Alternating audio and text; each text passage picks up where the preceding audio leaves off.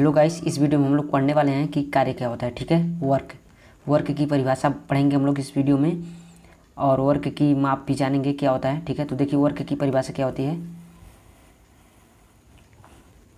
देखिए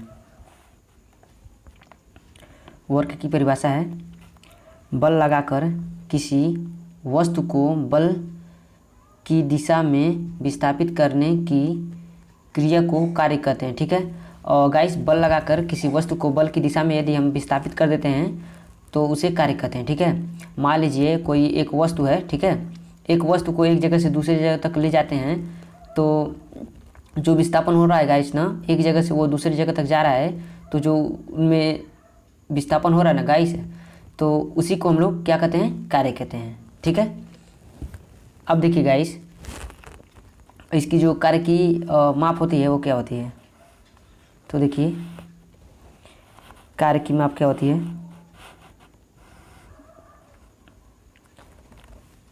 कार्य की माप है किसी वस्तु पर किए गए कार्य की माप वस्तु पर लगे बल तथा बल की दिशा में उत्पन्न विस्थापन के गुणनफल के बराबर होता है। ठीक है गाइस, जो कार्य होता है ना गाइस, जो कार्य होता है बल गुणे विस्थापन होता है। ठीक है, अब देखिए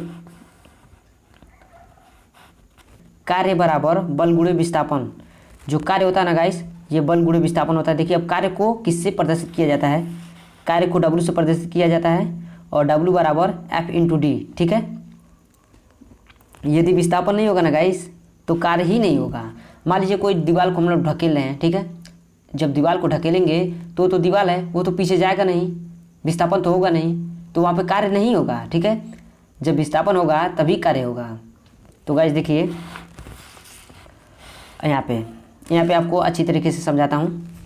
ये कोई वस्तु है। ठीक है, ये देखिए ये कोई वस्तु है, और इस वस्तु को एक जगह से दूसरी जगह तक ले गए हैं हम लोग। यहाँ पे हम लोग उठा के लाए हैं इस वस्तु को, यहाँ पे बल लगा के इस वस्तु को एक जगह से दूसरी जगह तक लेके आए हैं।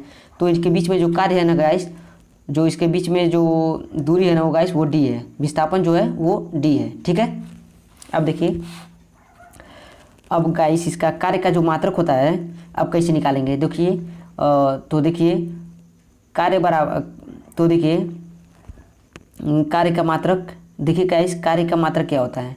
तो कार्य का मात्रक होता है, देखिए पहले बल का मात्रक जानेंगे, उसके बाद विस्थापन का मात्रक जानेंगे, तभी जाके जो कार्य है उसका मात्रक निकल पाएगा। तो देखिए बल का मात्रक न्यूटन होता है और विस्थापन का मात्रक होता है मीटर।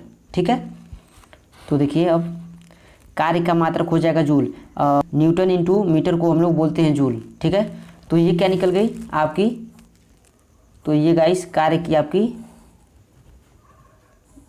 ये कार्य की मात्रक निकल गई। ठीक है, अब देखिए गाइस इतना तो गाइस समझ गए आप, जो कार्य होता है गाइस ये 3 परिस्थितियों में होता है। ठीक है, अब देखिए गाइस, अब गाइस आपको समझाने के लिए एक चित्र बना लेते हैं हम लोग। तो देखिए ये एक चित्र हो गया। ठीक है, मान लीजिए गेंद है कोई। ठीक है, इस गेंद को हम लोग क्या ऊपर की साइड से बल लगा रहे हैं, ऊपर की साइड से क्या लगा रहे हैं, बल लगा रहे हैं। ठीक है, तो ये जब ऊपर के साइड से बल लगाते हैं इस पर, तो गाइस ये जो है ऊपर से बल लगा रहे हैं, तो ये जो गेंद है वो इस तरफ चला आ रहा है। ठीक है, ये जो गेंद है वो विस्थापित किस साइड हो रहा है, इस साइड हो रहा है। देखिए ये जो गेंद है, देखिए गाइस इस पे ये जो गेंद है इस पे जो हम लोग बल लगा रहे हैं, ऊपर के साइड से बल लगा रहे हैं, तो ये देखिए ये इस साइड जा रहा है, ये जो कार्य हो रहा है वो इस साइड हो रहा है, विस्थापन जो हो रहा है वो इस साइड हो रहा है, तो जो विस्थापन हो रहा है वो तो D है।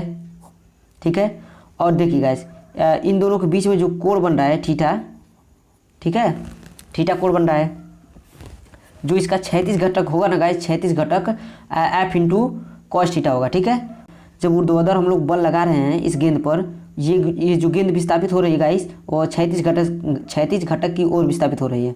ठीक है, ये ऊर्ध्वाधर नहीं जा रही है, बल की दिशा में नहीं जा रही है, ये इस साइड विस्थापित हो रही है। ठीक है, तो इसका जो क्षैतिज घटक होगा F/cos थीटा होगा। ठीक है, अब देखिए W बराबर F/D cos थीटा होगा। ठीक है, अब देखिए यदि मान लीजिए कि थीटा बराबर, यहाँ पे थीटा बराबर 0 डिग्री, यदि थीटा बराबर, यदि थीटा बराबर जीरो अंश हो तो जीरो अंश हो, मान लीजिए बल की दिशा में ही कार्य करे, जीरो अंश पे यदि होता है तो बल की दिशा में ही विस्थापन होता है, ठीक है। यदि थीटा बराबर जीरो अंश हो तो देखिए कॉस थीटा का मान क्या होता है, कॉस जीरो अंश का मान क्या होता है, कॉस जीरो अंश का मान होता है 1, ये आप याद रखिएगा। कॉस जीरो अंश का मान 1 होता है, तो अब यहाँ पे रखेंगे इस सूत्र में, तो डब्ल्यू बराबर हो जाएगा एफ इंटू डी। एक का तो मान 1 होता है, तो जब मल्टीप्लाई होगा तो डब्ल्यू बराबर निकल के आ जाएगा आपका डब्ल्यू बराबर एफ इंटू डी। तो जो यहाँ पे कार्य हो रहा है ना गाइस वो अधिकतम होगा। अब मान लीजिए ये वाला जो पकड़ लीजिए, जो ऊर्ध्वाधर हम लोग बल लगा रहे हैं, ये क्षैतिज दिशा की ओर विस्थापित हो रहा है। ये जो गेंद है क्षैतिज दिशा की ओर विस्थापित हो रहा है। तो यहाँ पे जो थीटा कोण बन रहा है ना वो 90 डिग्री है, वो 90 डिग्री बनेगा जब यदि थीटा बराबर 90 डिग्री हो। तो अब देखिए फिर इसी में रखेंगे, तो डब्ल्यू बराबर हो जाएगा एफ इंटू डी कॉस 90 अंश। कॉस 90 अंश का क्या मान होता है, कॉस 90 अंश का मान होता है 0, ठीक। अब इसमें रखेंगे हम लोग, तो देखिए डब्ल्यू बराबर एफ इंटू डी, 0 जब मान रखेंगे तो ये पूरा टोटल ही 0 हो जाएगा, डब्ल्यू बराबर 0।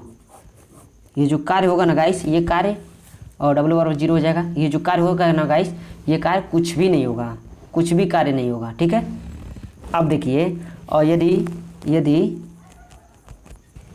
एक शर्त और है गाइस, यदि थीटा बराबर, ये पूछता है यदि थीटा बराबर 180 डिग्री हो तो 180 डिग्री हो तो